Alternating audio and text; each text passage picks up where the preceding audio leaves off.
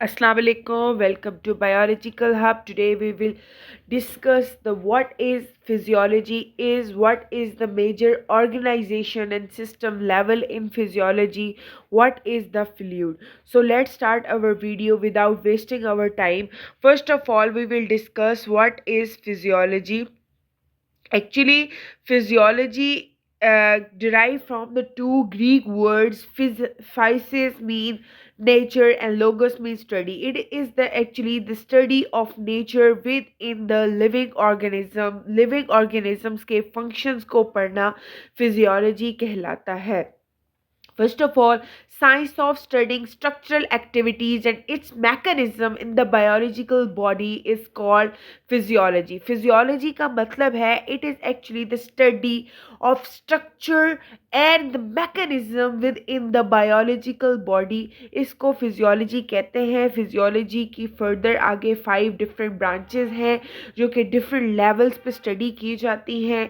Viral physiology, bacterial physiology, cellular physiology, plant physiology, and human physiology.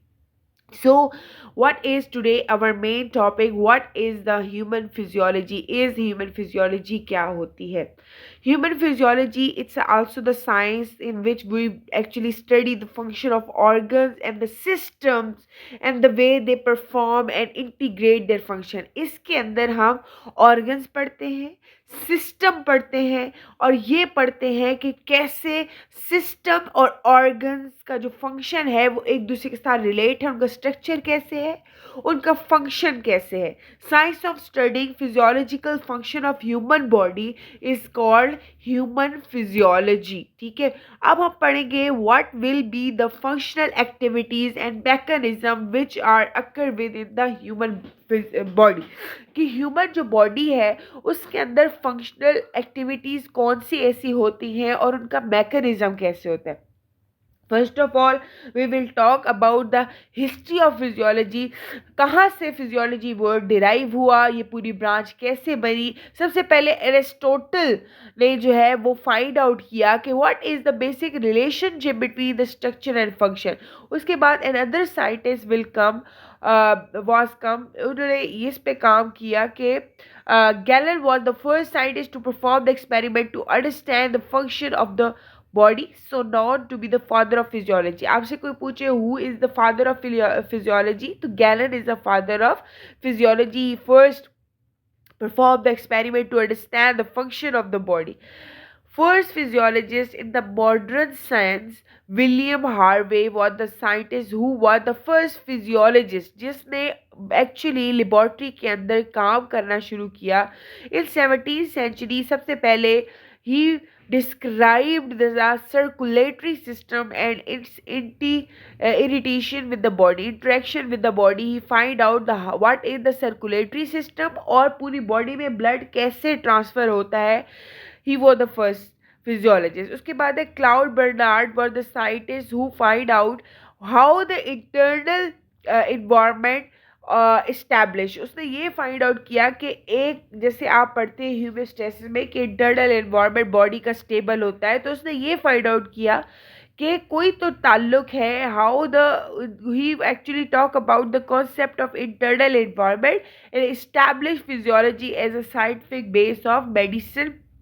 He actually worked on the pharmaceutics in the medical branch of physiology. These are the level of organization. First you see in the picture atoms are combined together, they form molecules are combined together, they form macromolecules, bade molecules. Macromolecules combine together and they form organelles. Organelles are combined together, they form a cell. Cell are combined together, they form tissues. Tissues combined together, they form organs, and organs combine to form organ system, and then organism is formed. This is the level of organization in physiology.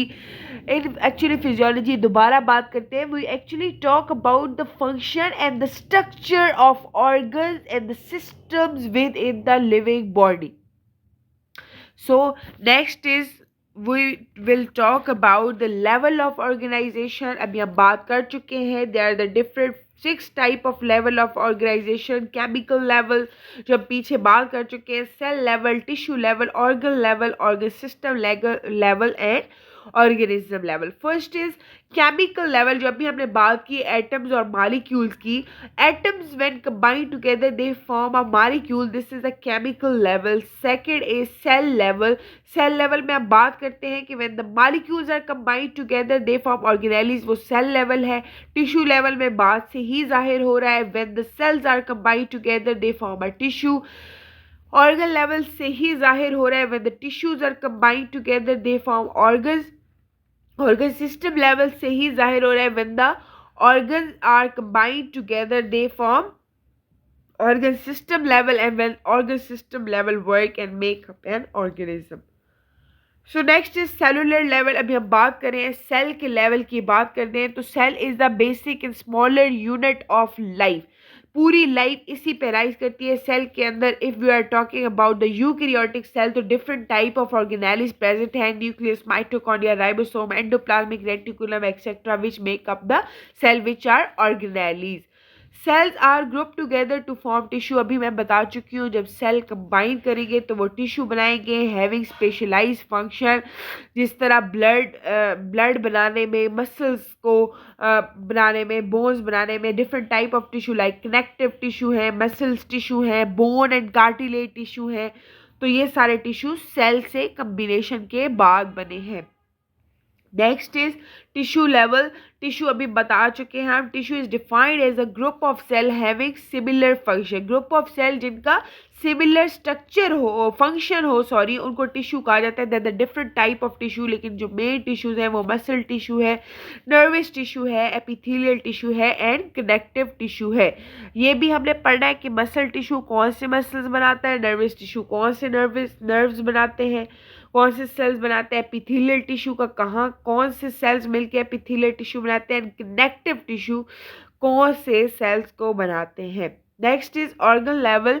Structure that is formed by the two or more primary type of tissue do have a physiological function. This is called organ level. Some organ are composed of all of four type of primary tissue. जो मतलब तो कहते हैं ज़्यादातर जो tissues हैं वो इन्हीं फोर एक बेसिक टाइप के प्राइमरी टिश्यू हैं, उन्हीं से मिलके बनते हैं। The organ are of two type. दो टाइप के हमारी बॉडी के अंदर ऑर्गन्स होते हैं, एक ट्यूब्यूलर और हॉलो ऑर्गन है, दूसरा कंपैक्ट और पैरेन्काइमल ऑर्गन है।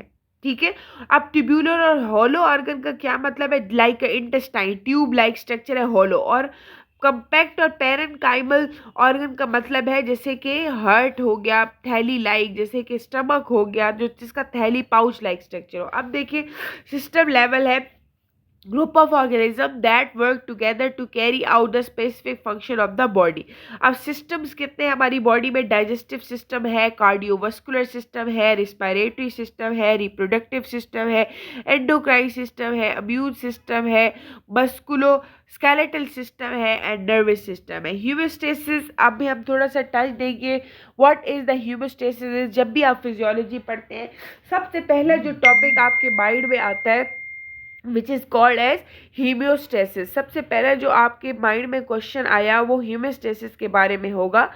The existence and maintenance of relatively constant environment within the body despite fluctuation in the internal or external environment। जब आपके internal और आउटर environment जो आपका external environment है, जब दोनों में बैलेंस आएगा, जब वो दोनों मेंटेन होंगे, एक जैसे होंगे, आपकी बॉडी का इंटरनल टेम्परेचर मेंटेन होगा with the reference to outer environment, कि आपके अंदर और बाहर की जो कंडीशंस हैं वो मेंटेन है, तो इसको कहते हैं ह्यूमोस्टेसिस। सबसे पहले इसकी टर्म को पढ़ा वेल्टर कैनॉन इन 1929 में, ह्यूमोस्टेसिस पे के वर्ड को डिराइव किया। उसने ये बताया कि what is the homeostasis is.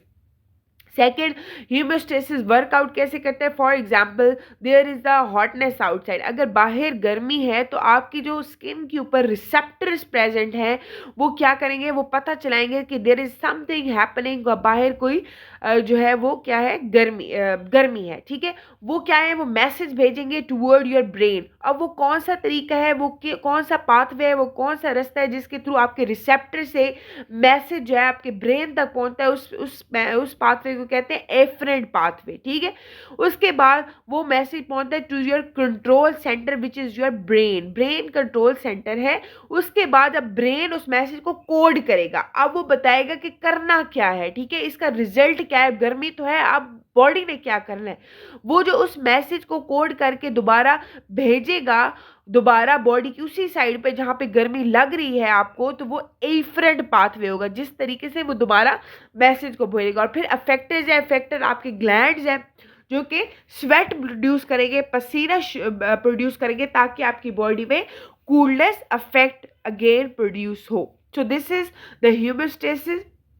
Next is हम जब ह्यूमोस्टेसिस की बात करते हैं तो हमें साथ फ्लूइड को भी टच देना पड़ता है। There are actually two type of fluid present in your body, intracellular fluid and extra cellular fluid, ठीक है। इंट्रासेलुलर फ्लूइड और एक्स्ट्रा सेलुलर फ्लूइड में क्या है कि जो एक्स्ट्रा सेलुलर फ्लूइड है उसमें क्या होता है कि वो तीन तरह का एक्स्ट्रा सेलुलर फ्लूइड है, प्लाज्मा है, इंटरस्टिशियल फ्लूइड है और ट्रांस सेलुलर फ्लूइड है। तीन तरह का फ्लूइड प्रोड्यूस होता है विद इन योर बॉडी। और जो इंट्रासेलुलर फ्लूइड है वो 67%, आपकी बॉडी का टोटल 40% जो वेट है वो इंट्रासेलुलर फ्लूइड में होता है। और वो आपके टिश्यूज़ के दरमियान में जो पाया जाने वाला फ्लूइड है उसको इंट्रासेलुलर फ्लूइड कहते हैं।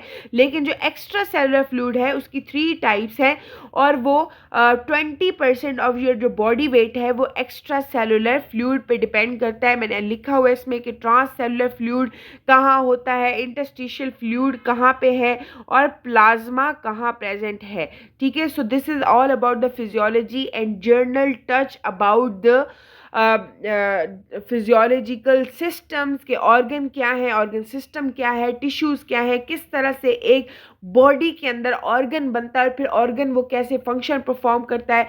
एक्चुअली हमने इसमें बात की, हीमोस्टेसिस की भी बात की और हमने इसमें बात किया कि how what is the fluid, which are the types of fluid. So this is all about the today topic. So thank you for watching this video. Okay ji, Allah Hafiz.